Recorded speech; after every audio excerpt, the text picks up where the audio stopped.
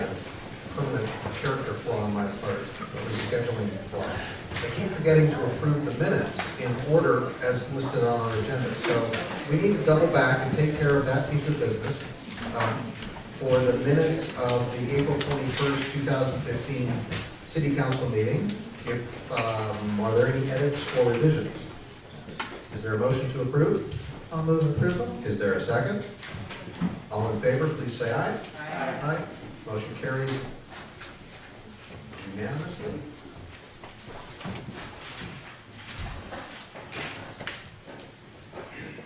Our next item is the consent calendar. There is one item on the consent calendar. It is the approval of waiving of second reading and approval of ordinance number 1075, an ordinance of the City of Sebastopol amending the zoning map to redesignate 885 Gravenstein Highway North from O Office to CG General Commercial. Does any council member wish to remove this item from the consent calendar? No? Then I will look for a motion to approve the consent calendar. I'll move approval. Is there a second? All in favor, please say aye. Aye. Motion carries. We have no public hearings. We have a regular calendar agenda item. Item number 3, which is review of draft scope and preliminary cost budgets for a feasibility study for multi-use trails. And that is brought to us by our planning director. Staff report, please. Good evening.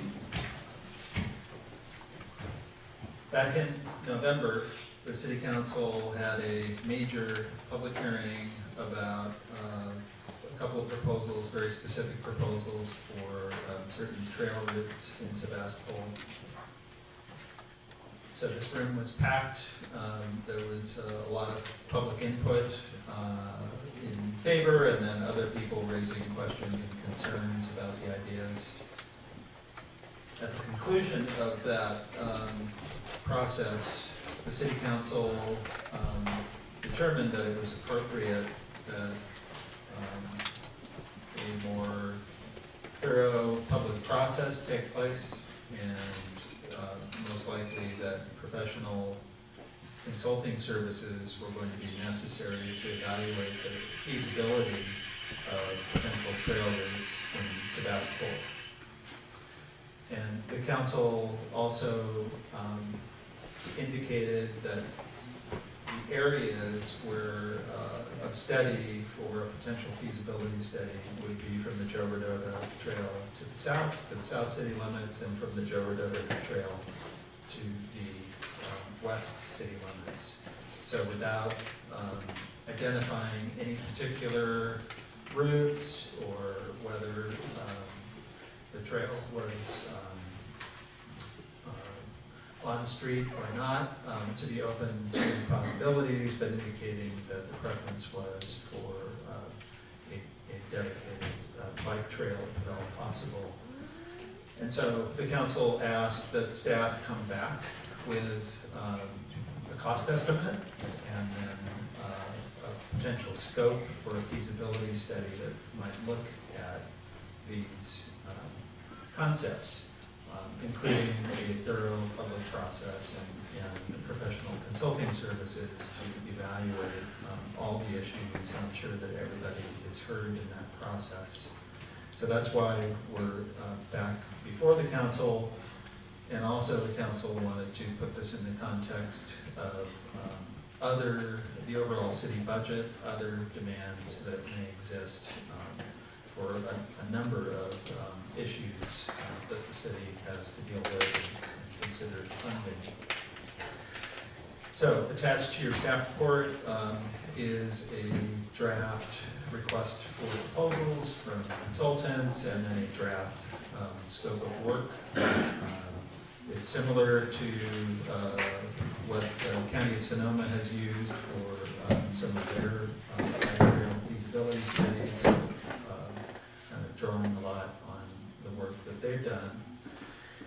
And speaking of the county, as the supervisor just indicated a little while ago, with the support from the City of Sebastopol, including above and beyond financial support from our city, the county secured a major grant for the Sebastopol Petaluma Trail feasibility study, and that will be getting underway. And one of the issues that it's going to be looking at, and one reason why Sebastopol is interested, is a connection to this city and to the Joe Rodeo Trail in Sebastopol. So that study will be looking at what's the best way to get from Petaluma to downtown Sebastopol. So it will be looking at the idea of one of the areas of study that we're talking about tonight. So one option in terms of thinking about this is to consider that the county feasibility study may in effect cover the feasibility study that's needed for the south end of the study areas. And so that would reduce potential city costs if we let the county study take care of that. And certainly the city itself and community members will be able to participate in the county process and advocate for what people feel is the best route or issues that should be looked at. So that will be happening, and that is one option. So in the staff report, we've identified a number of different potential actions for the city council to consider. One is to authorize issuance of the request for proposal as attached to the staff report. Another option is to do that, but eliminate the south area component, which should reduce costs.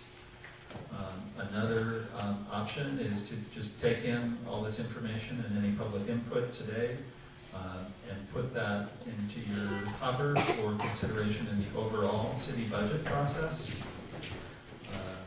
Another option is to defer action on this and focus on other priorities, other ongoing projects, and specifically in terms of bicycle projects. The city has for years been working on a plan to put bike lanes on Highway 116 from one end of town to the other. I think the city has spent close to $200,000 on that effort so far, and is about to apply for a major grant for construction. And then the second priority identified in the bike and ped plan is local street bike lanes and sharrows. That's unfunded at this point. And I should have mentioned also that in talking to a consultant in the county who have some experience with these types of feasibility studies, the general cost estimate for a study of this type was $80,000 to $100,000. If the southern area was eliminated, and we are a relatively small city, so hopefully if the city did want to seek proposals, we would encourage consultants to sharpen their pencils and try to get under those figures, which are pretty substantial. So the options are identified in your staff report, and that concludes my report. Are there any questions of staff? Councilmember here. If the Class 1 trails that are being discussed, considered tonight, were to receive grant funding or external funding outside of the city's budget process, what would need to be in place on paper before that funding would be forthcoming from a state or federal source? Well, it depends on the grant program. They like to see that the concept, at least, is in a city policy document like the bike and ped plan or the general plan. They like to see that there's that the jurisdiction has considered the general idea and has something on paper that we can point to in the grant application. So that is one thing they want to see. They want to see community support, and usually some kind of local financial match. But in your opinion, would a feasibility, a published or a completed feasibility study enhance grant funding opportunities for the city? Yes. Okay, thank you. Councilmember Jacob? Option 4 in the staff report says, talks about waiting for grant funding to fund this feasibility study. Yes. What are options around that possibility? Well, that's exactly what the county, in seeking grant funding several times for this Petaluma Sebastopol Trail, that is where most of the funding for their feasibility study is coming from, is from a grant. So that is not an unusual thing, especially for our small city with very limited resources to identify a project like this as a goal and then be on the lookout for grant funding. I mean, we've done that with other projects and been successful. Other ones we're still seeking. Vice Mayor Green? I'm very pleased this evening to learn about the funding for the feasibility for the Sebastopol Petaluma Trail. And I'm wondering how our community will participate in that public process. If you could tell us that, and then also how this council might participate. If it's like the other feasibility study that's ongoing in the Sonoma area, there will be multiple public workshops, and then always the opportunity to talk directly either with the county park staff or communicate with, provide input to the consultant team. So there will be opportunities like that, and the city itself, the council could authorize specific comments in the county process. They haven't begun it yet. I think they're going to first execute a contract with Caltrans for the project. That they need to do that first, and then they'll seek a consultant to do the bulk of the work. And their RFP will probably be very much like the one attached to your staff report, which, because I copied from them in drafting it, with multiple opportunities for public comment, outreach to specific property owners or identified groups along the potential route, stakeholders. So there'll be multiple ways for people to participate. Thank you.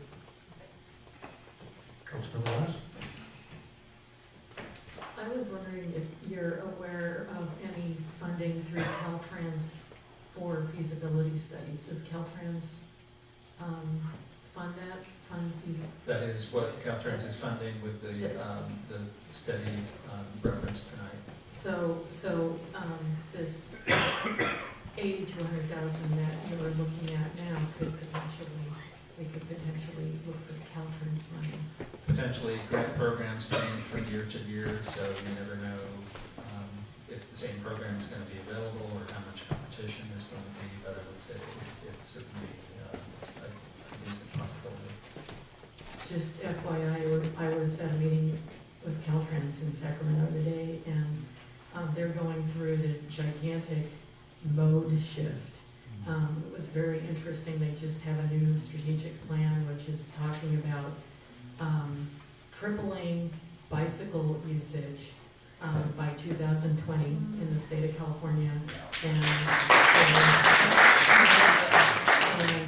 doubling pedestrian and transit usage in California by 2020. That's a really big change in viewpoint for Caltrans. Well, that is very pleasant to hear. So, and technically, we're not supposed to applaud. It's a neutral word. Even if it is Caltrans. So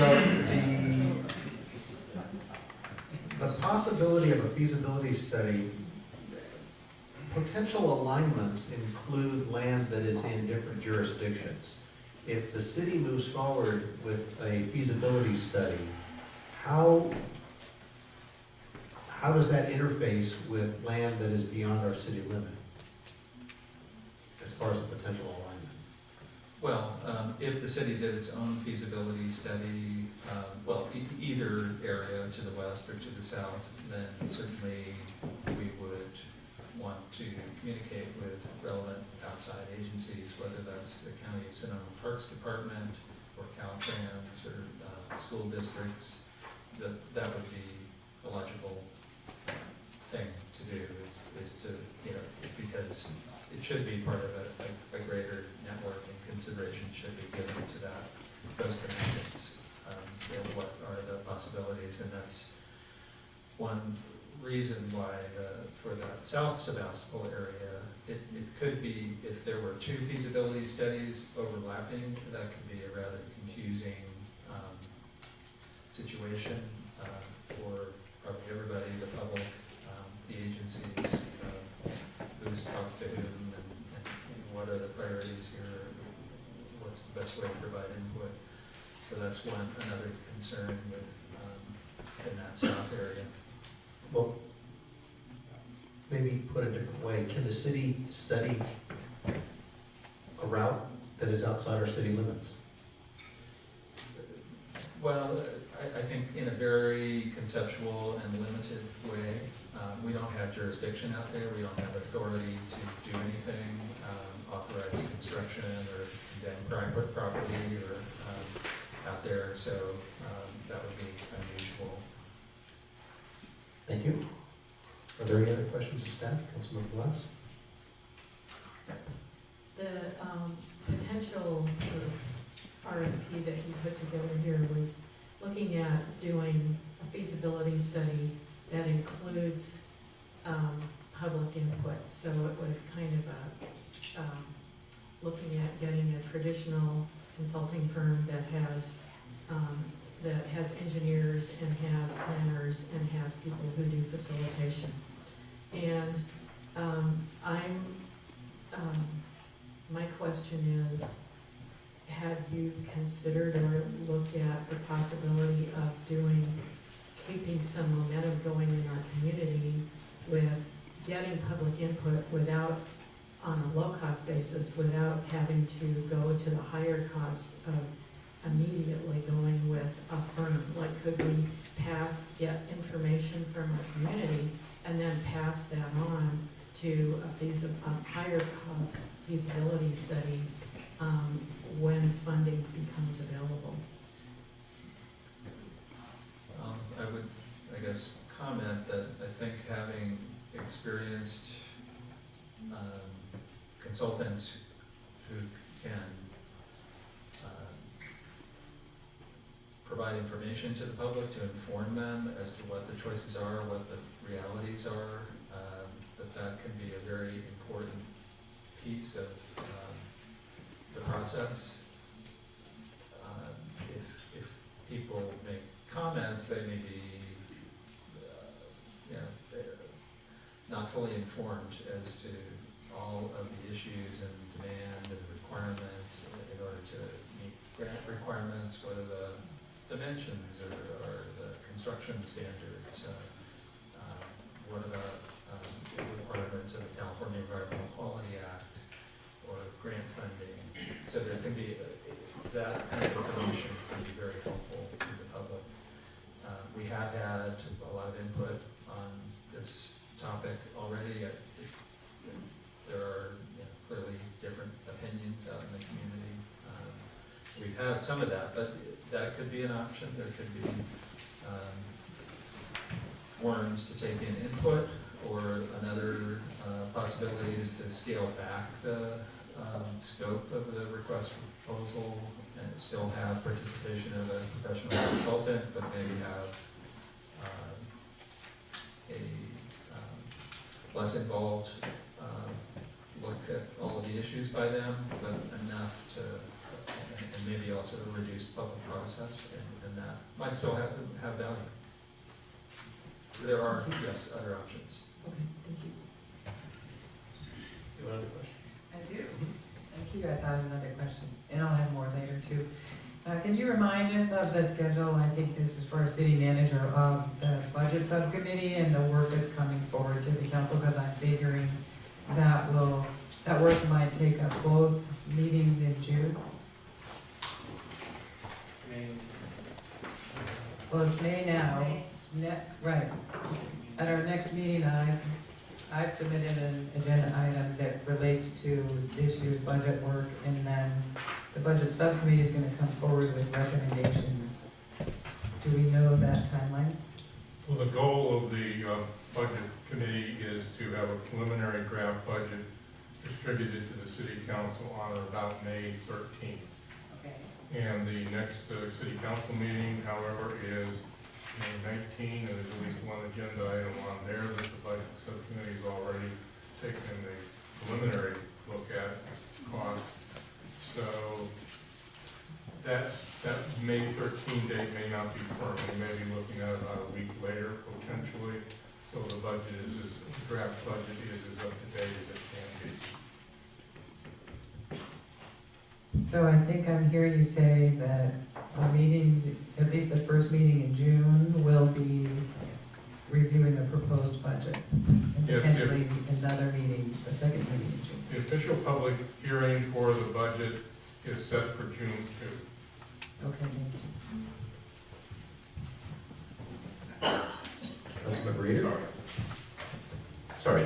Class 1 bike trail can parallel an existing street or road as long as there's some physical barrier, say even something as small as a asphalt curb between the two. Is that accurate? I don't know. Okay, I'm just, you know, what's the technical definition of a class 1 trail, I guess? Okay. Separate from the roadway, I know, but how separate? So, anyway, thank you. We will attempt to get that answered. So now we'll have public comment on this item. If anybody would like to speak on this item, please come forward. There'll be a 3-minute time limit, and if you could state your name for the record, we would appreciate it.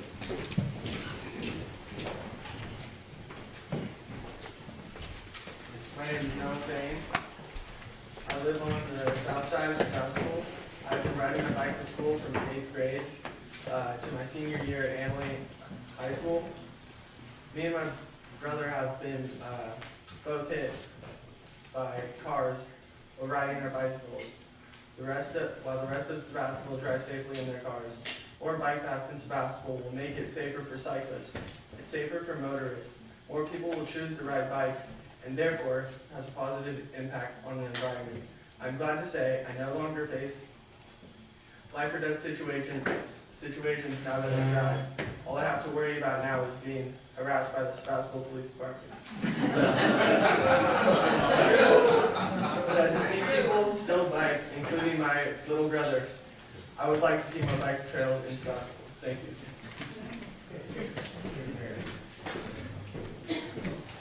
Hello, I'm Michael Simonetis. I live on Gravenstein Highway South, not far from the Permaculture Skills Center, and would love to be biking to work in town, or even just taking walks along a bike path there in the beautiful Laguna that we have.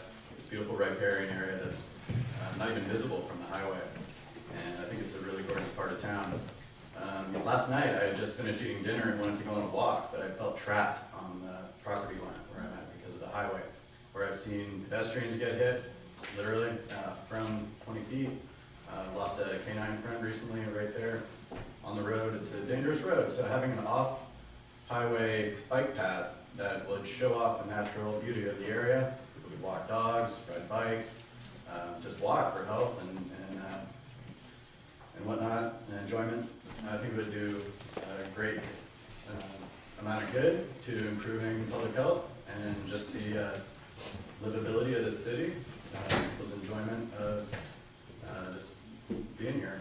So I would also mention that I think the Petaluma Trail is going to be along the old rail line, which crosses by the flea market. So if it was able to connect there, it would be a nice transition from the Petaluma to coming into Sebastopol through the Laguna. I think that'd be really great. Thank you.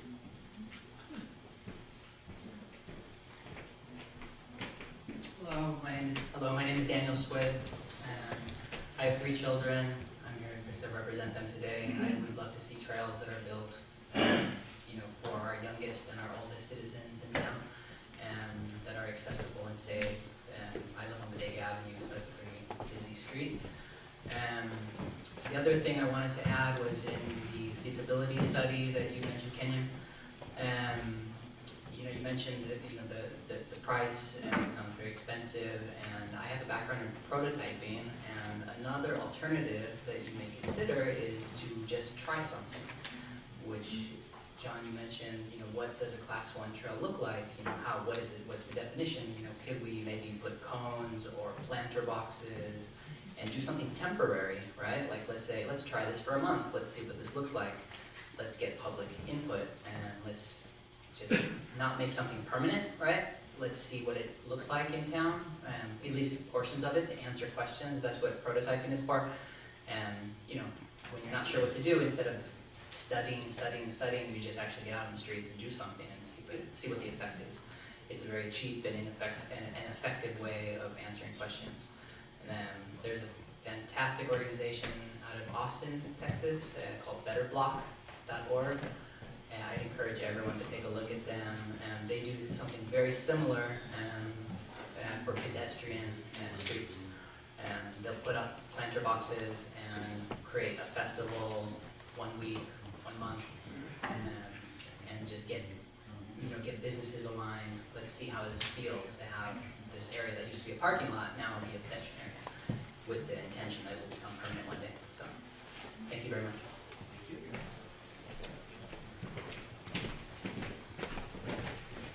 Hello, my name is Jim Wheaton. I live on Jesse Street.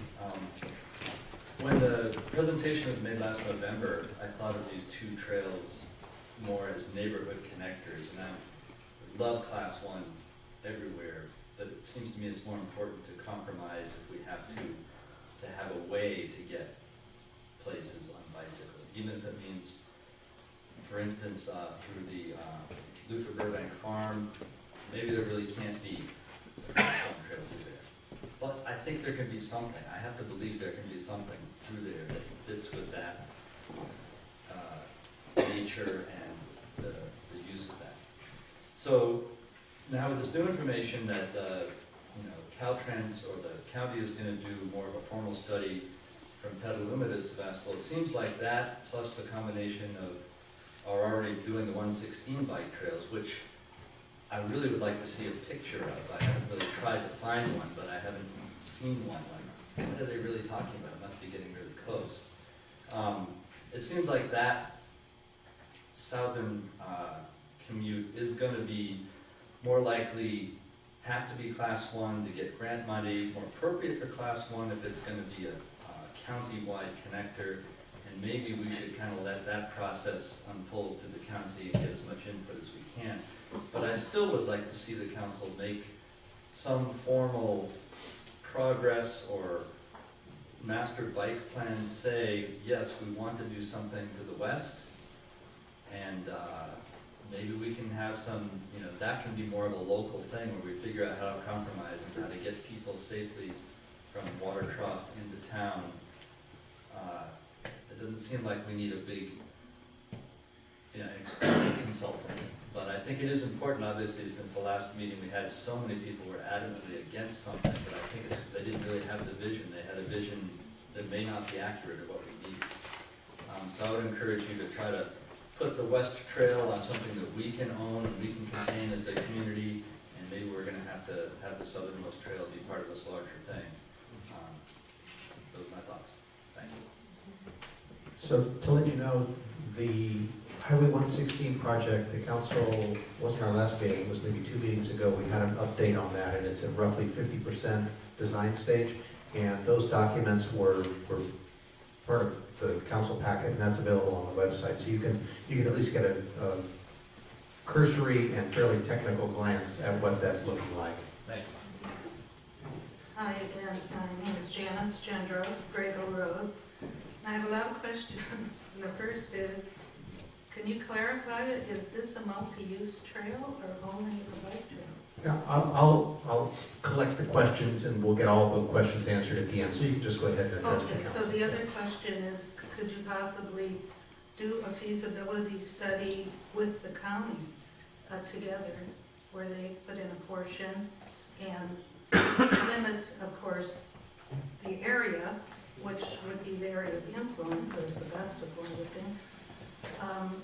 Also, is the open space district have any funding for this as well, for a feasibility study? Do they ever provide funding? I also know State Parks California State Parks does provide some funding. It has in the past. And I got a $70,000 grant on application a few years back. But of course, I don't know where they are now. So, anything was there, another question? Well, I'll just mention Regal Road is obviously used by bicyclists and pedestrians all the time. It goes to the regional park, it's, within a block or two of all these trails. It's ridiculous this road has so much traffic on it, so that's okay. Thank you. My name is Alex Knigge, and I need a bike trail. I live on the south side of Sebastopol, and I love to ride my bike into town and do stuff with my friends. And, as you're probably well familiar, it's dangerous, which is why I need a bike trail. Along with this is the overwhelming fact that I, being the biker, feel like I'm sometimes the bad guy, riding on the sidewalks, forcing pedestrians to move, which is why I need a bike trail. A bike trail would certainly be quicker, which means I don't want to keep my friends waiting. That's why I need a bike trail. Finally, don't just think about me. Let's think about everyone else, like my mom, for example. She has to ride me everywhere. If we had a bike trail, that wouldn't be the case. Let's keep some cars off the road, some people fit, and some families happy with a bike trail. Thank you. Thank you.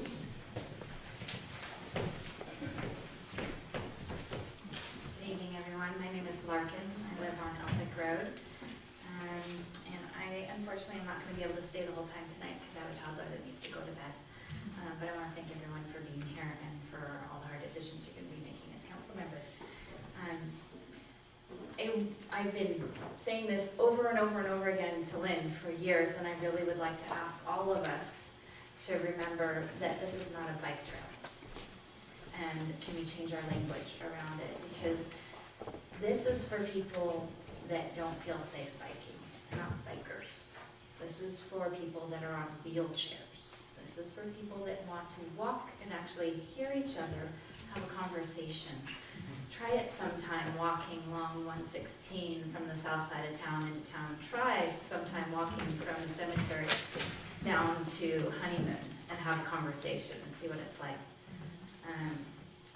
So I invite us to come up with new language. I was talking about neighborhood connectors. I'm sure someone can come up with something even better than that because I'm not a good wordsmith. But let's remember that I am representing not only my children, who can't be here tonight, but our elders, who cannot get here because the buses don't run this late and they cannot drive when it's dark, and a variety of families that I know that can't be here because they couldn't get babysitters. It's a big community that's represented by council members and by the people that did show up. There's a lot that I would like to say. I'd love to meet with everyone for hours and hours and hours. But our time is precious. So I would ask that the council consider listening to what Una was mentioning about, let's take a community-based approach to this concept. Let's get our neighborhoods together and let's have conversations within our neighborhoods and then have one neighborhood group meet with the next neighborhood group. I've done that in my own home, and now I have a little gate, very simple to put in. It just took a lot of conversation, and I now don't have to take my almost 2-year-old on Elphick Road or 116 in order to get in on the daily commute anymore. I like the idea of neighborhood connectors. I like the idea of using our expertise and our creativity that we already possess within our own town before we pay large sums from our tight budget for outside consultants. There is a time for consultants, and there's also a great way we can use them. I've actually sat down with a consultant for an hour and learned quite a lot about Class 1 trails and what they're required. I don't think we need to be spending $80,000 at this point in time.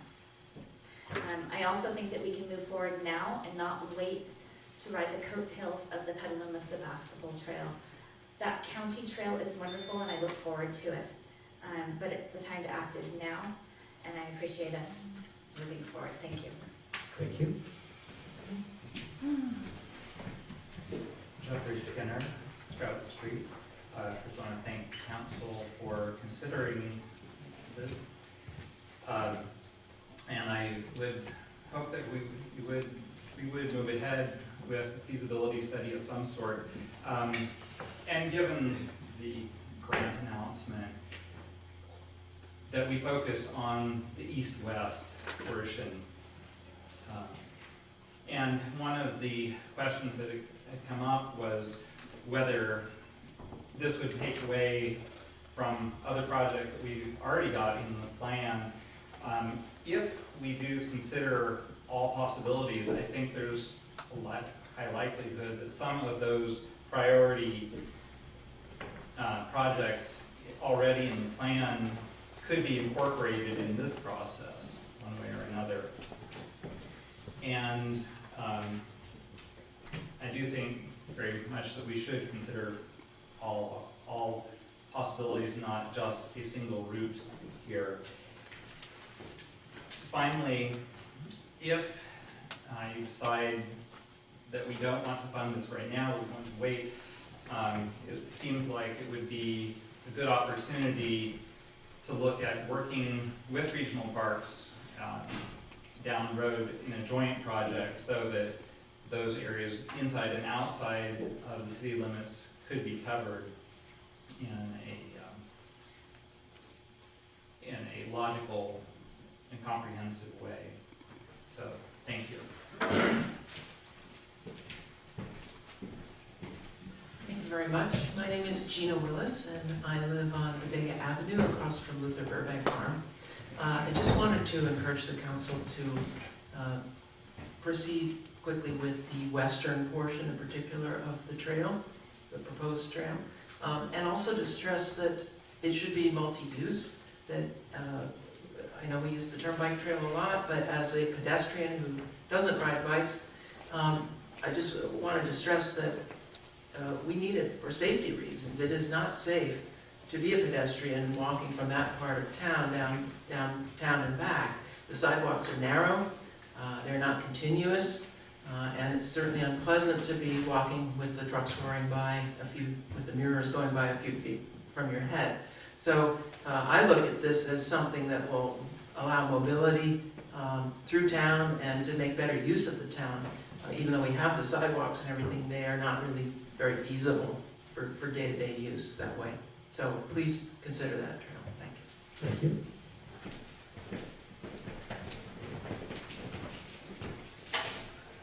Hi, my name's John Cruz, and I live in Sebastopol off of Lynch.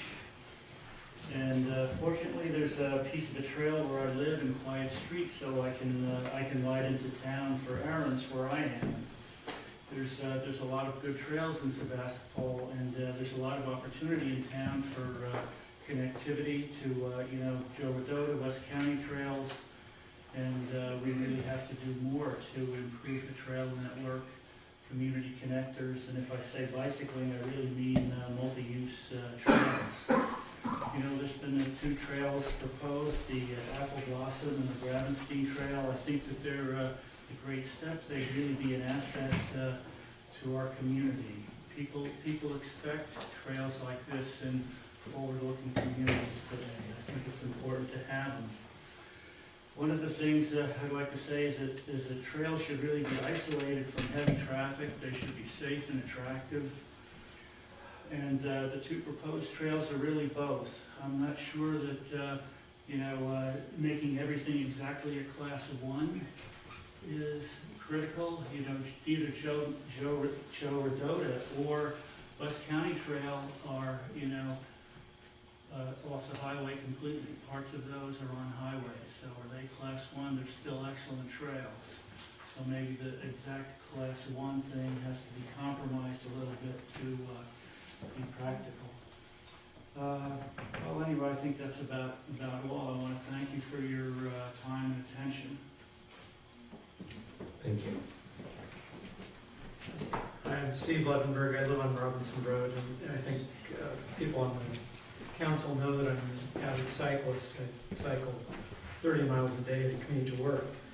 So I'm familiar with roads in Sonoma County, I'm familiar with bike paths, I'm familiar with on-street bike paths and multi-use trails. I just want to speak, I'm absolutely in favor of multi-use trails all over town.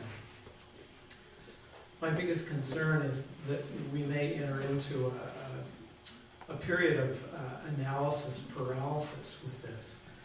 I think staff identified that there are many routes within the city that have been studied, approved, are part of the pedestrian and bicycle plan, but they're not being implemented. Some for lack of funding, maybe some for lack of planning. But I'd hate to see those go unimplemented for a longer period of time while we study things that, unfortunately, as I look at the issues involved with certainly Class 1 multi-use trail from east to west, are going to be really complex. If we leave behind calling it a Class 1, it might be more possible. But it's going to be complex. It crosses a lot of people's property.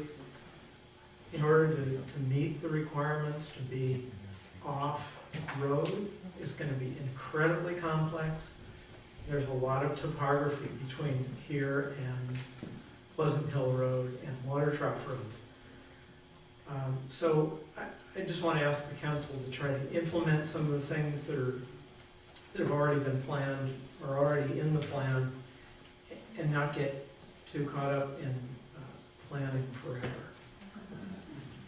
Thank you. I'm Jonathan Greenberg from Sebastopol and the father of now an 8 and a soon-to-be 11-year-old son. I guess this is my 7th year in Sebastopol. We moved here, they were, I guess, 2 and 4 or 5 years old. And I've been hearing about, bike trails since that time, since we moved.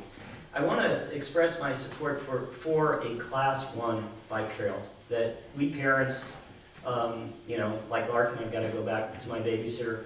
After this, you could feel safe having our kids drive on and riding on and walking on. And I also want to really thank the, honestly, the women in this community, Larkin and Sarah, for really talking about this inclusive types of way to approach this. That it's not about bikes here and walkers here. It's really about, a safe route that's not car related where people could talk to each other. I love that comment you made today, Sarah.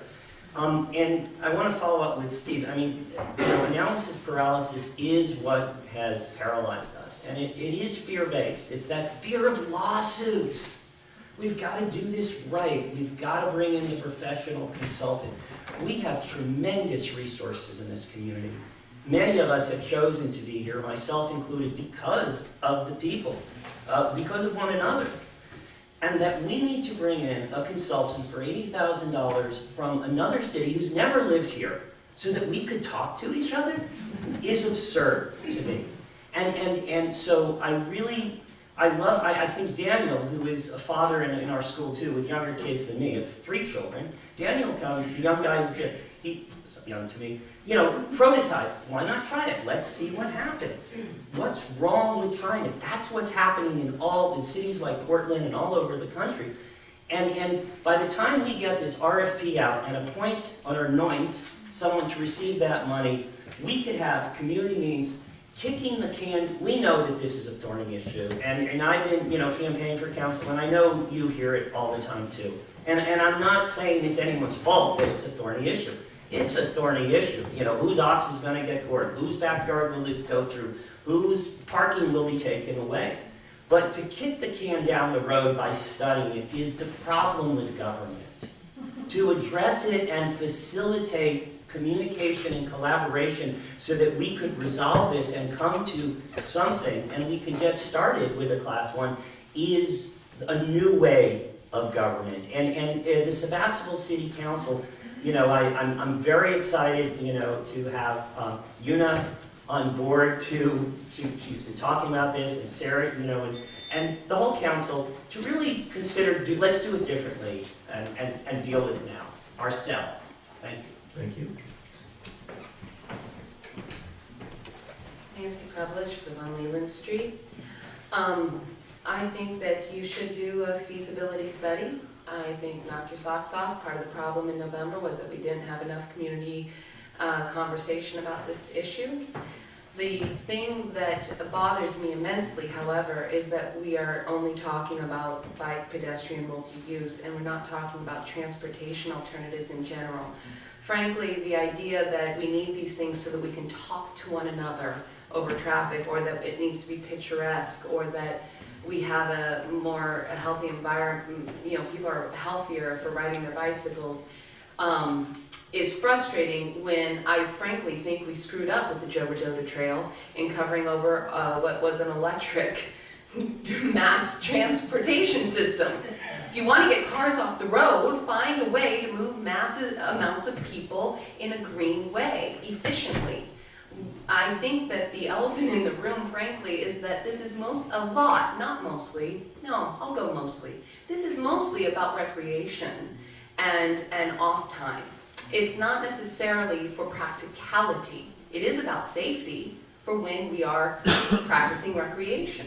And I'm all for safety and recreation, but I'm also for practicality if we're going to be sustainable and green in a mass transit comprehensive approach. So I would like to see a feasibility study that includes rail, that includes, now that we have our smart train, we might as well go back 50 years when they were ahead of us today, as well as bus transportation that's within our town. It is awful. And I would much rather have our teenage girls riding home at 9 o'clock at night in a safe bus than on a bike trail off the beaten path. So I would just like the conversation to be a little bit broader in scope and to have the feasibility with all of those alternatives included and connecting. Thanks. Thank you. Good evening, Gary Helford, Sonoma County Bike Coalition again. And now I'm going to be speaking as a recovering planner.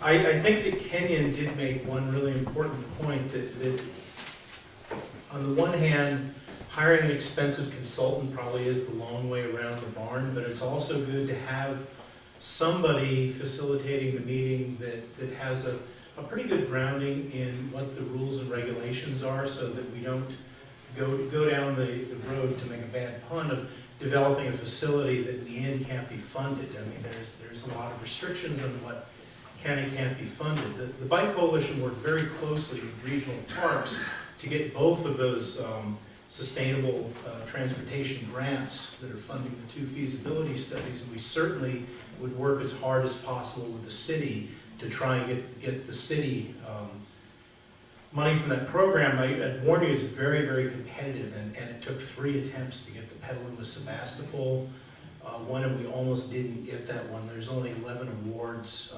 statewide, and small facilities generally aren't going to make the cut. But that said, you know, another hybrid is we would be perfectly willing to do whatever it takes to help and facilitate community meetings, get all the stakeholders at the table. We've done this for the county. I mean, we've got experience at a pretty high level doing planning exercises, and I unfortunately know more than I should about bike facilities because I'm the chair of the Caltrans Bicycle Advisory Committee, but that also gives us the ability to put out some new ideas, because there are things beyond Class 1 now that are being considered in the Highway Design Manual. There's some very new and very innovative ways to make things safe for people that are walking, riding bikes, skateboarding, or whatever. So just my vision of this is using the 8 to 80 test. on anything in Sebastopol, that you should be able to be comfortable having your child go down a facility or have your grandmother go down a facility. The test I always do when I get an engineer saying, this is a perfectly safe interchange that we have here, I said, would you let your kid walk across it? And if the answer is no, then they gotta go back to the drawing board. So it's kind of our approach to these things. But we will give whatever support the city needs to get this thing moving forward. And I think it's great that this is being considered. Thank you. Next speaker, please. Hi, Emily and Iris Jansen. We live way out on Green Valley Road, out in the sticks of Sebastopol, and you know, a lot of people in Sebastopol actually are more rural than in town, and it's challenging to come into town. It takes a long time, and it's kind of miserable, especially in the middle of the day. An alternative that's safe for strollers and bicycles and those little scooty things and, you know, larks and dogs and kids so that they can be more independent. I think what this town needs more of is a way to be independent from cars. And this sounds like a really great plan to me, so thank you. Thank you.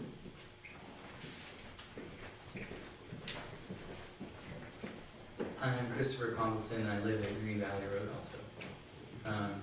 And I recently completed my PhD at UC Davis in Transportation Technology and Policy, and I would like to help with this project in any way I can as an advocate. I agree with a lot of what I've heard tonight in the sense that I don't want to see this get stuck in a feasibility study. And I also feel very strongly if we build infrastructure, if we get people to talk more about which property owners are interested in having a bike path or a multi-use path or a walking path go through their backyard, we might start to see a different sort of conversation appear. There's always going to be conflict between private property rights and collective goods. And this type of path and this type of process is where those things are worked through. So I ask that you do the best you can to see both sides of that issue and recognize that an issue that is a collective good is everybody's issue, whereas a private property issue is one person's issue. So they have to be balanced appropriately. And I agree with one other thing I heard. I wanted to make sure that transit connectivity is considered. This isn't just about recreation. It is about getting from A to B. I live with somebody who rides their bicycle to Santa Rosa from rural, West Sonoma County to take a bus to Marin to do landscaping. And they have to work there 3 days in order to make it worth their commute. And these kinds of paths would really help make their commute a lot safer and less stressful. Research into cycling infrastructure, walking infrastructure shows if you build the infrastructure, people use it.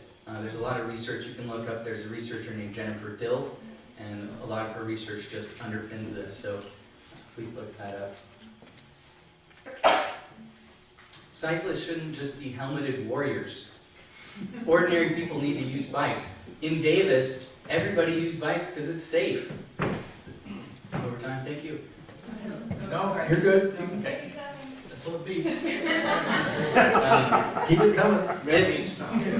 If Sebastopol provides a lot more infrastructure for people to use alternatives to driving, you already know, but I'll just say it for the record, we know it increases people's safety, we know that it provides better climate mitigation than things focused on vehicle technologies, we know the public health benefits, and we know the quality of life benefits because we already experience them on the infrastructure we've already made. So all of these costs that it takes to get through these hurdles to make this type of infrastructure happen, they're big. But the long run benefits that this provides are even bigger. So it's worth doing. Thank you. Hi, my name is Marissa Momarts. I live south of Sebastopol, off of 116, and I work here in Sebastopol Sebastopol at Transition US, which is a national nonprofit promoting community resilience across the country. I'm a helmeted warrior. It's been a big year for me. I'm transitioning away from fossil fuel dependency. My car broke down about a year ago, and as a young person with student debt from a master's degree working at a nonprofit and living in Sebastopol, I decided it wasn't affordable for me to keep fixing that car. So I switched to biking as my primary mode of transportation, and I've had a lot of support and inspiration from people in this room, but it's scary and I'm surprised that I haven't been hit yet. Every day I wonder, is this helmet going to keep me safe?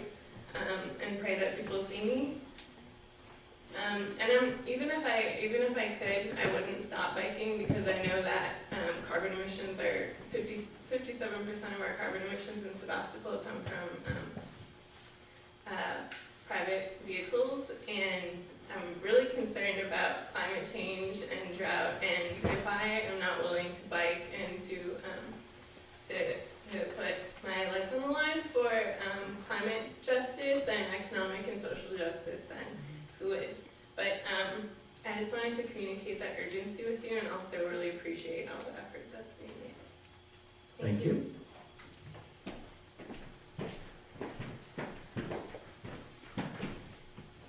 My name is Rick Coates. I'm Executive Director of EcoRing, which promotes green travel.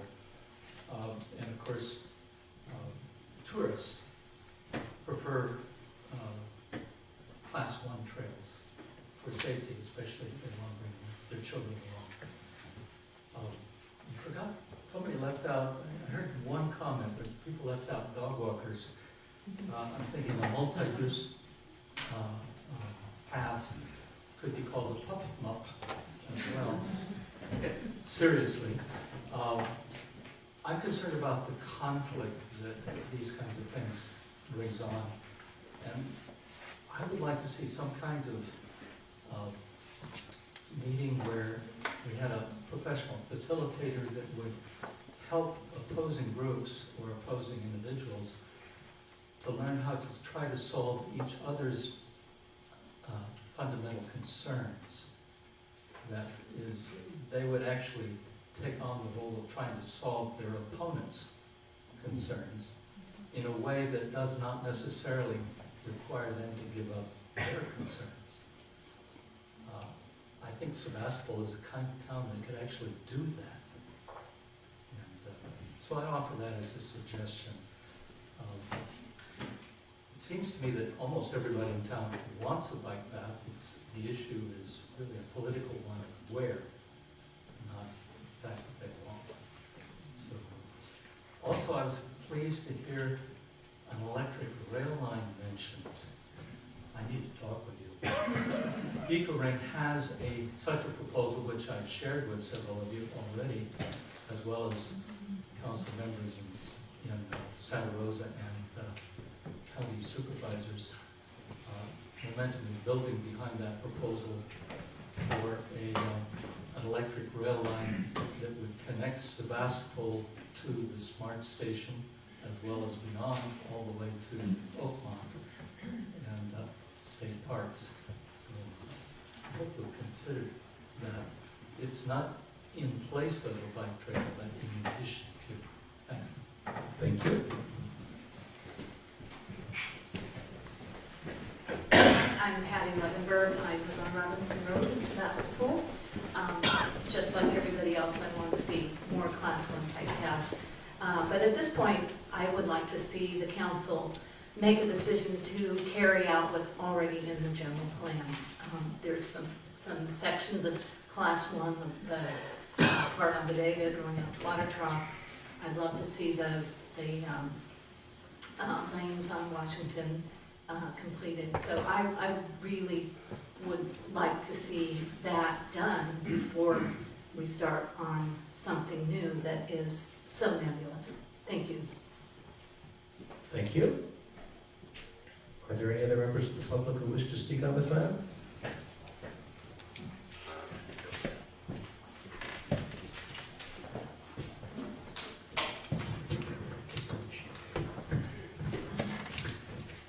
Lynn Duke, First of all, I was really delighted to hear Gary Helfrich offer the services of his organization to help support working out problems between the alignment and people that feel uncomfortable with the way the alignment is. I think what an offer, because there's real talent there, real experience there. In addition to that, there's another organization that has stepped up that I think could do a super job of coordinating meetings and allow us to have many meetings to work these things through. And that is the Light Initiative Group. They have experienced moderators, people dealing with these problems, who know how to talk and listen. And we need to get these issues out, heard. We need to get the correct information to people who have these concerns, because a lot of misinformation has been passed out and gotten them kind of riled up. And then these groups could make recommendations based on all this feedback back to the council. And so, I hope it gets pushed in that direction. Something else that keeps coming up is the idea that we should hang our hat on the Sebastopol Petaluma Trail and wait till that is developed. First of all, the consultants, when they are picked, there's a 4-year turnaround time on that, long time. And we have a completely developed community. To get Class 1 trails through it requires private property. It's just a fact if you really looked at it. And the opportunities to go across private property are only going to go away. They won't increase. And so that time will really work against you. The second thing is, there's really no reasonable way that the trail going from the Joe Road Trail to Petaluma is going to run through Sebastopol. If you've really looked at the maps, if you've tried to figure it out, if you've talked to the property owners, it's going to go around Sebastopol out into the Laguna, unless you're going to condemn with eminent domain about 22 properties, and it's just, that won't happen. So I think you're just going to bark up a dead end if you think it's a good idea to wait for that to happen. It'll just take away the opportunity to create a really good community connecting trail, not a regional trail. I have more to say. Really? I'm sorry, Lynn. Are there any other members of the public who wish to speak on this? We'll close public comment. Discussion, questions, concerns. Councilmember Eater. This is a question for Planning Director Webster. Are you able to give us a quick snapshot of the interface or lack thereof between the proposed Petaluma Sebastopol Trail and the study areas that we discussed at the prior meeting? Do they actually connect anywhere, or do they serve dissimilar areas? Well, the intention is to connect Sebastopol and Petaluma, and the city of Sebastopol is contributing funding. We're expecting to have a meaningful look, at least, of how to bring it into the heart of town. The engineering director and I met with county park staff a couple months ago, and one of their first questions about, one of the things we talked about was the Petaluma Sebastopol Trail, and one of the first questions they had is, how do we bring it into town? What are your ideas? So they are definitely interested in bringing it into the heart of Sebastopol. And I think the intent is to look at that. So there is a feasibility study. There are issues about how to do that, the entire route. That's why they're doing the study, to find the best way to get here. the material I've seen seemed to indicate they were going to swing fairly wide to the east of Sebastopol with the intent of connecting at the Joe Rodota Trail, and that being the connector point between Sebastopol and the Petaluma Sebastopol Trail. Is that? It's possible that that might, be the outcome of the feasibility study. I mean, there are, the city of Santa Rosa has property on the other side of the Laguna that, might be more workable than going through multiple private properties, but we don't know. And like I said, the county park staff, it was focused on trying to bring it into the heart of Sebastopol, connect to Sebastopol's downtown. We'll see how that works out. But given what we know currently, there's no way to say with any certainty that a southbound trail, as was discussed at our last meeting, and the proposed Petaluma Sebastopol Trail will be duplicative of one another. There isn't a positive, well, I think they will certainly try to look at the same issues, and what is the best way to get to the heart of Sebastopol. I think the county study will be looking at that, and if the city commissioned its own study, I think there would be some overlap, but it's possible that the county study may be broader in focus. Like you say, there may be other options out in unincorporated territory that are more workable from the county perspective. That could be an outcome. So they could end up looking at more than a city study today. Okay, thank you. That's all for now. I'm afraid I failed to remember to, there were a couple of questions raised during public comment, so we'll circle back to those. This came up before, definition of a class 1 facility. If city staff can't accurately describe that, perhaps we can ask the Bike Coalition staff who's in the room to accurately describe it. I think he would probably be more qualified than I to do that. May we ask you that? You can ask me anything. All right.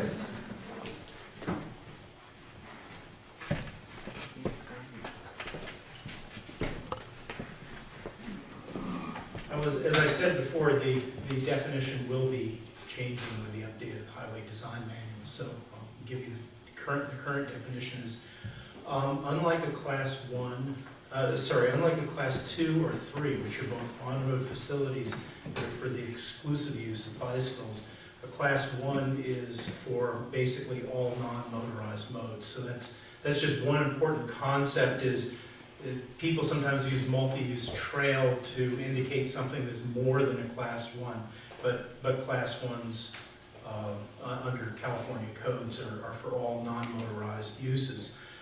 This class 1 though has some geometric constraints that sometimes make them challenging. They have to be 8 feet wide. So sometimes that creates problems. They have to be separated from a public road by, if there's a physical barrier, at least 7 feet of space. And so you start eating up an awful lot of real estate when you dig down into the highway design manual and look at what you can and can't do. The thing that's new, the reason I guess I'm beating around the bush a little bit here is soon the state will be recognizing cycle tracks. And cycle tracks are kind of a hybrid facility, and that could work well in a lot of the sections of the east-west trail where you're putting something that's on street and maybe on one side, maybe on both sides of the street. It's considered an experimental treatment right now, but it is it's back at headquarters and it's going to be approved. And so, I would. The devil in the details there is that right now there's not an allowance for pedestrians on cycle tracks, so it's a little bit complicated there. But a class 1 is at least 8 feet wide, recommended is 12 feet wide. And it also has to have, interestingly, the new standard is at least 18 inches of soft surface on either side of the trail. So there is an accommodation on the side for joggers, for dog walkers and whatnot. But it's a miniature road. that cars aren't allowed on. That's probably the easiest way to think of it. Thank you. The next question that I had noted was the possibility of partnering with the county for a feasibility study. I think that was discussed just now. And the final question I had noted was open space district funding or state parks. As regards the open space district, I don't believe that they would fund a feasibility study. They have funded trails, including bike trails, but you have to kind of get to pass the feasibility study and have a pretty solid project to be competitive in their process. And certainly the state of California has grant programs that include trails. Thank you. Okay, I think that was all the questions. Comments? Councilmember Glass? What I'm gonna do is decipher my notes. So how can we as a city best influence the county study to fit with what our community is looking for? So I realize Regional Parks is working on this, but how, and I'm really glad to hear that they are interested in bringing it into town. I know, as you know, some of the people working on that trail, and I think they're pretty smart people. But how can we, as a council and we as a community, get them, the county, to really focus on, we don't want this to be the bypass in the bicycle universe. We want this to be a trail that works for our town. The council could consider appointing one or two members to be, in effect, a liaison to that project, and stay in touch with it and express the greater council's objectives or comments in that process, and come back to the council and ask for, as necessary, a full statement of city policy if that's appropriate.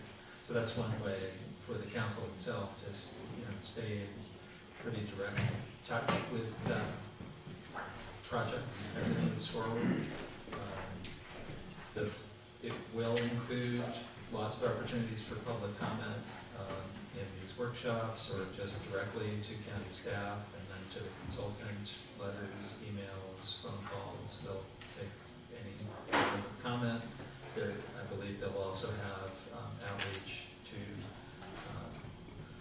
other government entities, school districts, bus services, transit agencies, so as well as property owners. So there's going to be multiple forms of outreach, multiple ways for people to participate.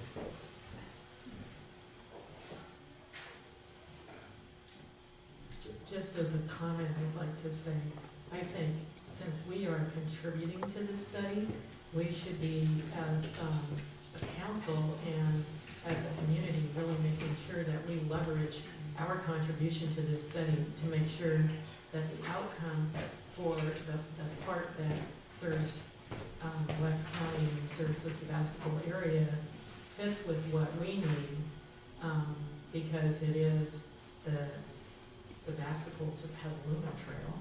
And Sebastopol is actually contributing more than the city of Petaluma.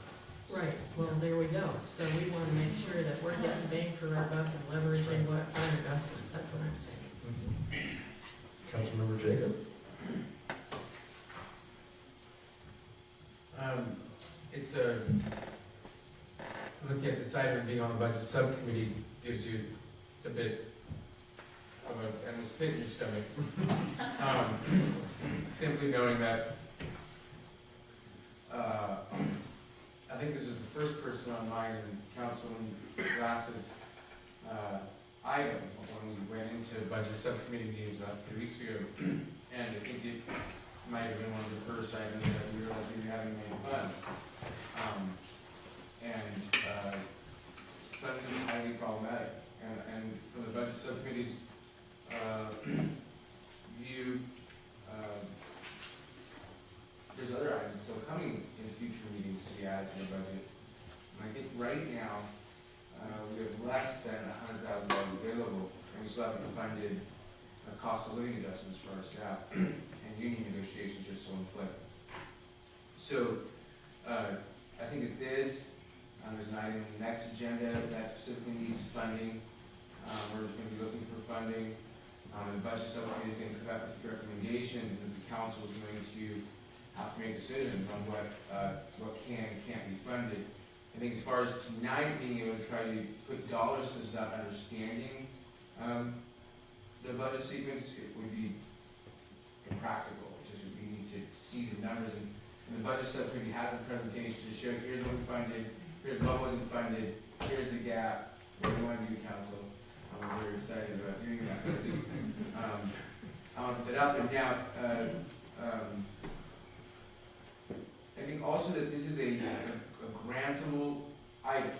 There are grants out there, and it might take us 24 months to get those grants, or 36 months to get those grants. Hopefully not. It's a smaller item than the Sebastopol Petaluma Trail. But rather than using tax dollars, direct general fund dollars, I think it's prudent for us to make that effort to get that money to fund this, just like we got that money for the 116 upgrade, just like we have that money now in sequence for the Sebastopol Petaluma Trail, and now we put that in this sequence. And I don't want anyone to see me not as loving bikes and not loving bike trails. I do. I'm putting a lot there. I think there's a lot of competing financial needs, and we need to be prudent in choosing that bus. And we're spending a lot of money on bike lanes right now. We're installing bike lanes from the south end of town to the north end of town on a state highway, part of one way. And we're funding a significant feasibility study right now to get us to Petaluma. So I never thought I'd be the councilman to make such a statement, but a couple years in the budget subcommittee changes the way you see things. That's it, but I would suggest that the council consider postponing a decision on this item 1, 2, 3, or 4 until we're able to have a more comprehensive look at the upcoming budget cycle, which will happen in the next 30 days or so. I was looking forward to hearing from a member of the budget subcommittee tonight. I knew that you've been having a lot of meetings and that the draft budget will be coming forward soon. And I did not know if you had a placeholder for this item or not. It sounds like you do not. And we do not have a placeholder for this item, as well as Other items as well. Thank you. Vice Mayor Green? Well, I'm thinking very similarly. I believe the hardest decisions are going to come up for us as we look into the end of May and June, when we have the list, the long list of everything we would like to put in our budget, and then we find that we don't have the money. We're going to have to make those tough choices. I think it's kind of easy in an evening like this to spend a lot of time talking about what we haven't done about bikes, when in fact we have been quite successful. So I just want to rewind our thinking too and focus first on pedestrians. If we look back, 10, or Sue Kelly would probably say 12 or 15 years ago, we started a project that has resulted in 15 improved crosswalks. And we launched a walks program that is now in its 8th year, and we sort of don't advertise because we get too many people who want to take walks around town now. And what I've seen in my time here is that with that infrastructure, we literally changed our culture. And we now have streets downtown, we have streets in our neighborhoods that are populated. I mean, you see people out walking, you see kids, you see cyclists out as well. So I think it's really important to hold in mind that while government moves very slowly, we do get this work done, and we're actually very, very successful at it. And while I'm looking to postpone a decision, I want to make some comments about the proposals tonight. I think we have the north-south feasibility issue handled. If we can, well, we've got the success with the county, So we can work with them, we can leverage our investment and use the suggestion of our planner, perhaps create a subcommittee here or a liaison committee, use our public is very engaged in trails and trail proposals, and make sure that we're conveying our culture and our values to that greater project. For me, I would particularly like to see that trail, let's see, I gotta get my directions right, east of our streets and yet west of the channel somewhere, so that we're off in our main roads and we're out there. It may be full of conflict because they're private property owners and other issues, but I think that would be really valuable for us. One other part of our success is that we have done the work that was up about 2 meetings ago about the main roads in town and the one-way couplet. So I think the mayor said that was about 50% done. I think Sue mentioned the other night it was more like 70% done. So we've committed money there. As was suggested tonight, we have these projects underway. We need to finish them. We need to do what we said we were going to do and get that done, rather than pick up something really, really new and different. I think of the two, the east-west is the one that we may want to focus on, and I see that as really problematic. I don't know why, but the focus has been on the south side of Bodega, and what I see in that area is, much more change in elevation. I'm not convinced that that's even a rideable area from Rodada up to Pleasant Hill on the south side of Bodega, in some location over there. And what I've done and thought about is looking to a study that would go north of Bodega. And I know from canvassing door to door through 3 or 4 different campaigns that the majority of our households are north of Bodega, the majority of our voters are north of Bodega. We have 2 schools there, we have the charter school moving north, we have more churches, and importantly, we don't have a historical and natural resource for Luther Burbank Farm that would potentially be disrupted, housing unit that would be potentially disrupted by putting this route on the south side. So if or when we go to consider this, I would like us to be open-minded to consider a route that may be much simpler to do, because we don't have to buy property. What we need to do is go from our maps and get it on the ground, get the signage up, use our Safe Routes to School work up, and take advantage of a lot that we've done. I mean, I think Regal Park is a better destination than, connecting from Rodada Trail, Ives Park, to Regal Park, crossing Bodega and going in the northern part of town. That makes a much better destination than ending up on Pleasant Hill. What we need to do is connect Regal Park to Bodega and the trail that does exist from Atascadero Creek up to the schools on Water Trough. So I think there's material here we can study. I think we've done a lot of work up already in our bicycle master plan, and we need to take the practical steps and get what we've already intended to do as much on the ground as possible. If this council is interested in a feasibility study for east-west, I think we need to talk about that. If there's enough money to go around and it survives as a priority. So that's where I am tonight, to move this for, say, a month until we look at all the choices that are suggested in the budget, from our budget subcommittee, and keep in mind that our community wants bike trails, our community wants safe pedestrian access and transit around town, and I don't think we have a question about that. We just need to do what we talk about. Councilmember Glass?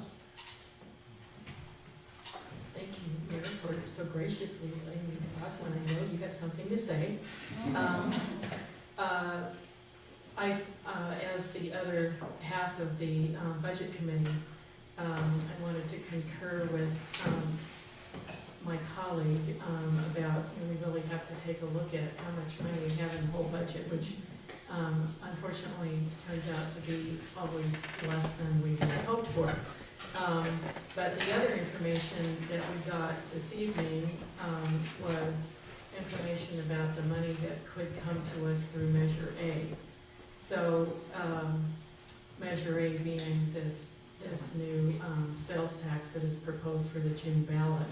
So I think we, as we look at the budget in June, we're not only going to be looking at our budget for this upcoming fiscal year, but we need to be looking at what funds are going to be coming available to us as we cycle through multiple fiscal years, and that's why I asked Supervisor Carrillo, the question is, well, if it passes, how soon would we have money available?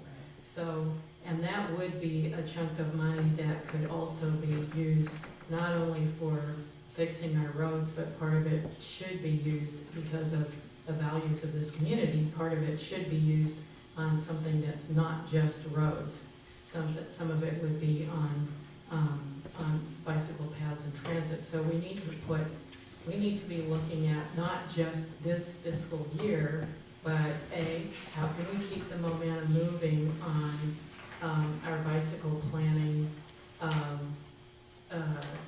this current fiscal year, despite perhaps a lack of very much money? How do we keep the momentum going? And a 5-year plan of how do we, if Measure A passes, what are we going to spend a year out, 2 years out, 3 years out? What are we going to spend if we take care of some of the needs that we have for this coming year? What are we going to have the next year? So we need to look at the big picture, and it looks like we've got, and the whole issue of grantability. Should we take some of that money to help us pursue feasibility funding, et cetera? So it's a big financial puzzle. But I think we need to look at it as a whole rather than in an isolated way. Councilmember Reader?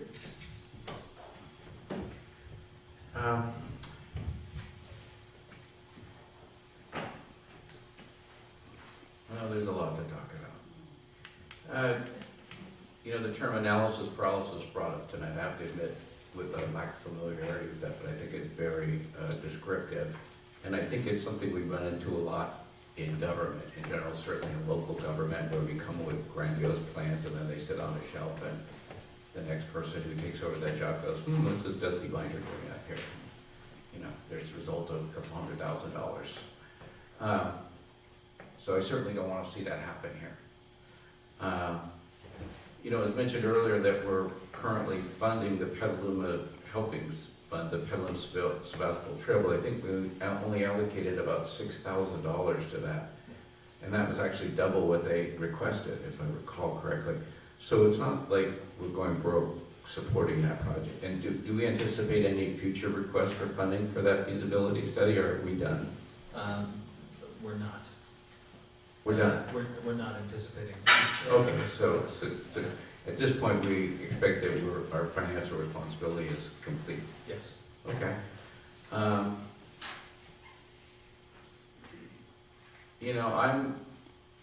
a really big advocate for what's being proposed tonight, a combination of locally based process and inclusion of a consultant. I think it provides a striking and a healthy and a good balance between regulatory compliance, which the consultant would bring.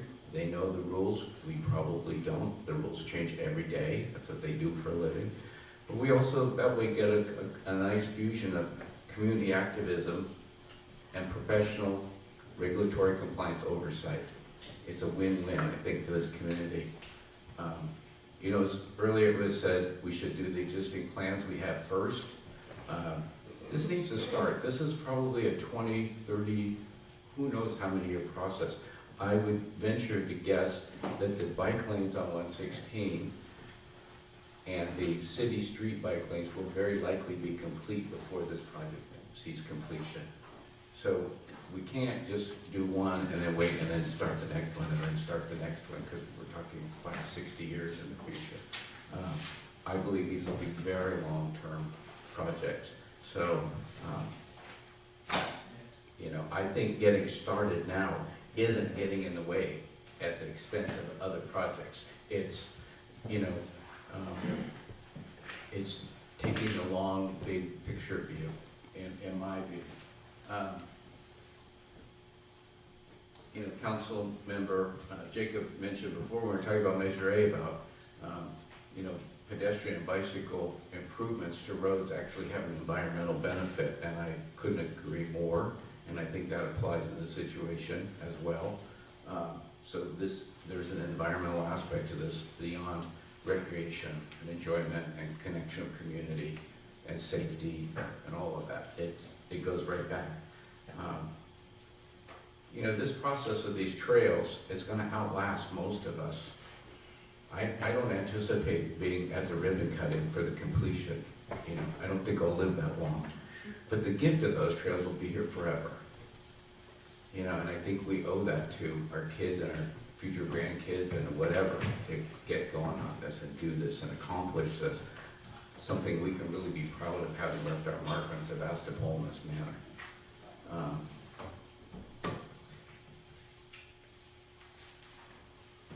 I'd like to ask the city manager and planning director if they could get in the Wayback Machine and try to recall about how much money the city received for the abandonment of Barnes Avenue. Do you have any sense what the compensation was for that?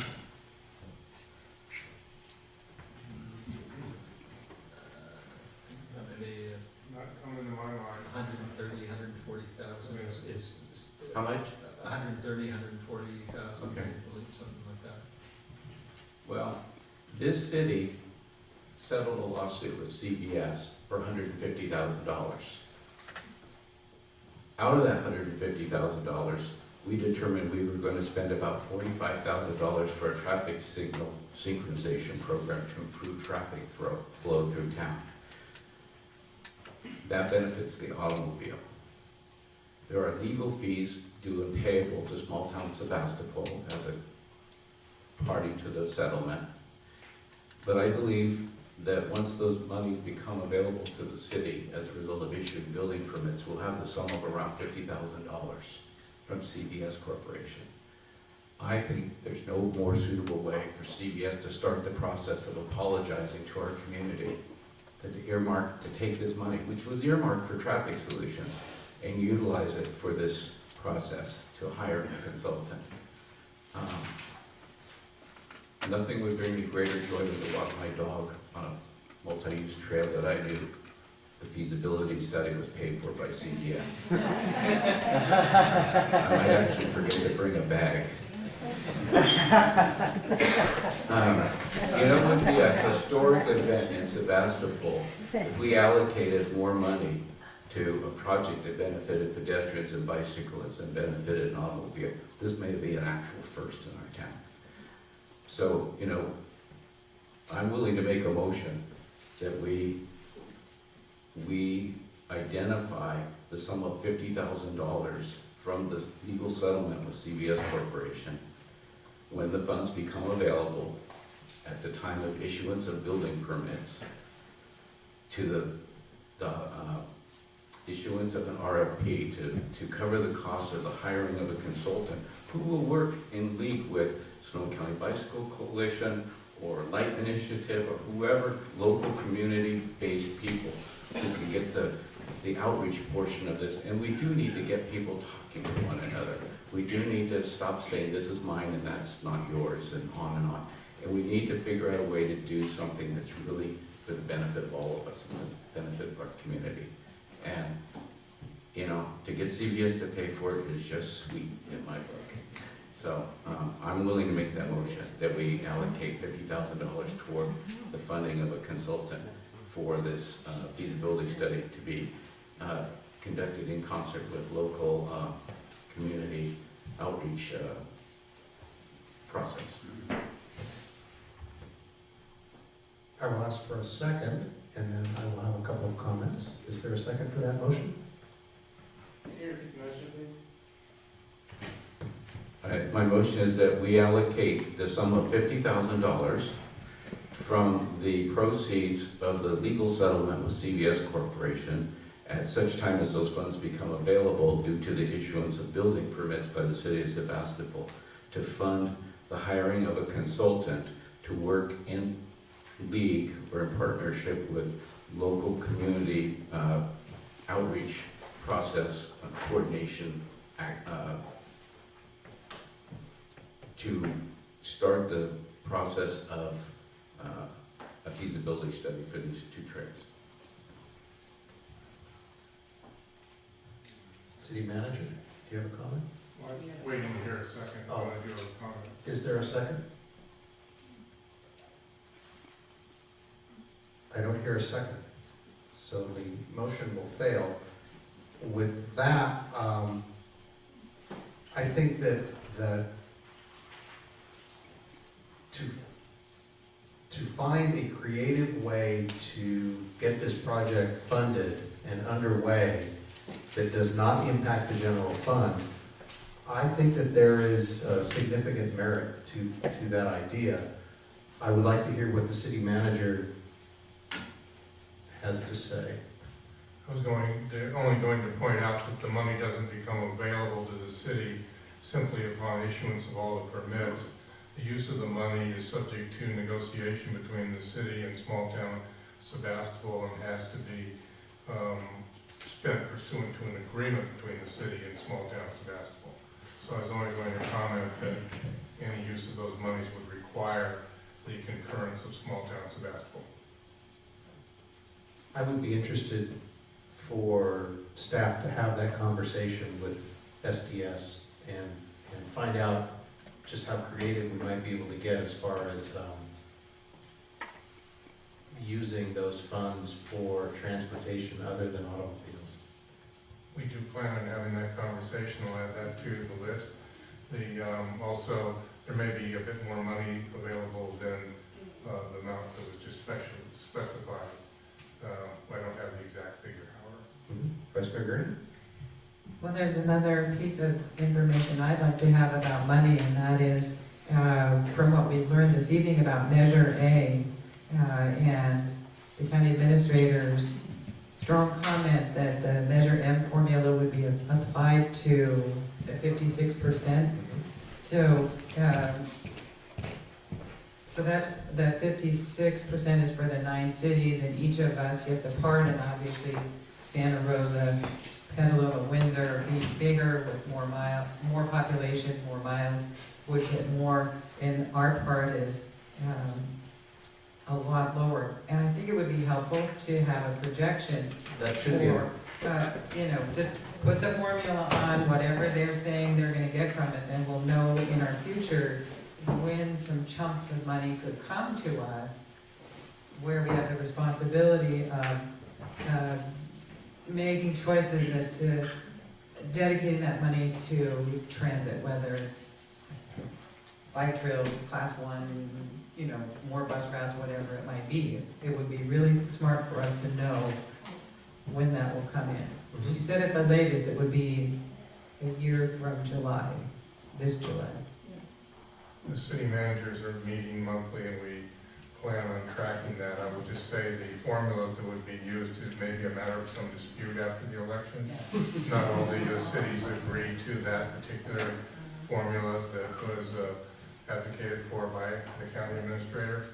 So there'd be continuing discussions about that, but the city managers group plans to get to the bottom of it. Well, and there are other issues too. She's right in the suggestion that the SCTA could be approving or managing this money. We want to know that of that 12-member body, 3 are supervisors, and then we have this battle between the big cities that ally with the supervisors and the small cities that try to group together. And sometimes the numbers come out, and a lot of times that works against the small cities. So projections are just projections, it might be helpful to know, I don't know that it would be accurate, but I think we see something in our future there. I'll just also mention that at the time the special tax was being discussed, we actually had a metrics which discussed 4 or 5 possible formulas. And each one of those formulas had Sebastopol receiving a different amount of money. And they all had their pros and their cons, and they were advocated for by one city or another. So we had all those figures, and we will have them again, assuming the Measure A passes. But those were provided at the time the special tax was being discussed, so they're no longer accurate. Right. So what I'm hearing amongst my colleagues is most certainly support for this use. I think that the new Laguna Trail is a clear indicator that these types of facilities are very desirable. Certainly the Class 1 as proposed from north to south is different than what the Laguna Trail is, but it would function in much the same way. It would be transportation as well as recreation for a wide variety of users. And I've even heard that the county parks is looking at perhaps having to close that trail due to overuse from time to time. So that's how much people are loving getting out into the Laguna. So especially the north-south trail for me, I think that there's significant benefit to that route. As proposed, if anybody ever wants to take a walk along that route, it is generally available. It's not difficult to do it. Just be respectful. So I think where we are with this tonight, this item, is that really what we want to do is put the proposal on hold, put it on pause, find out where we are with the general fund and the city budget, do some projections with potential revenue from SDS, from Measure A, and circle back to this once we have that information following the implementation of the new budget and we find out where we are. The ability to fund this in a way that does not impact the general fund, I think will have the greatest community buy-in. That's an important thing to do. We have this existing plan, the bike ped plan, and there are routes after routes after routes that we haven't done. It's all studied, it's ready to go, and when community members say, well, why don't we do something with what we already have, I have to agree with that on some level, in that if we take care of implementing what we already have in place, that's a significant upgrade for in-town use. I'm not saying that it's more important or less important than a Class 1, north, south, east, west. I'm saying that this is more likely to be implemented. When Councilmember Reeder said, well, we don't finish one thing and then start another, I completely agree with that. And that's why I am significantly interested in seeing what the financial projections look like in a couple of months. And at that time, if we've got a clear funding source that has been identified, I'm all over that. I'm ready to go.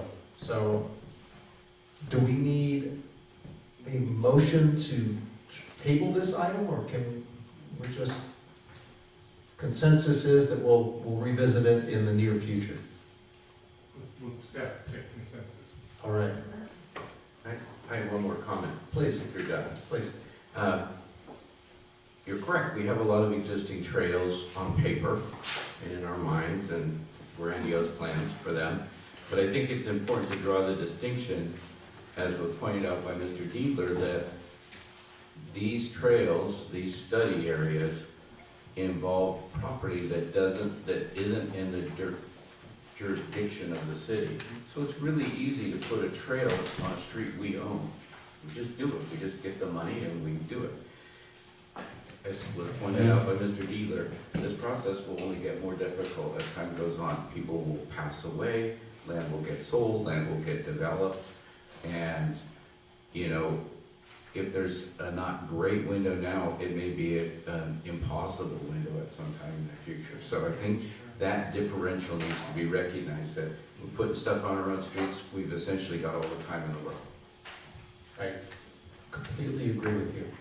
The possibility, the outreach that Mr. Dealer has done, and the relationships that he has built with these property owners is impressive and substantial, and your point is certainly well taken.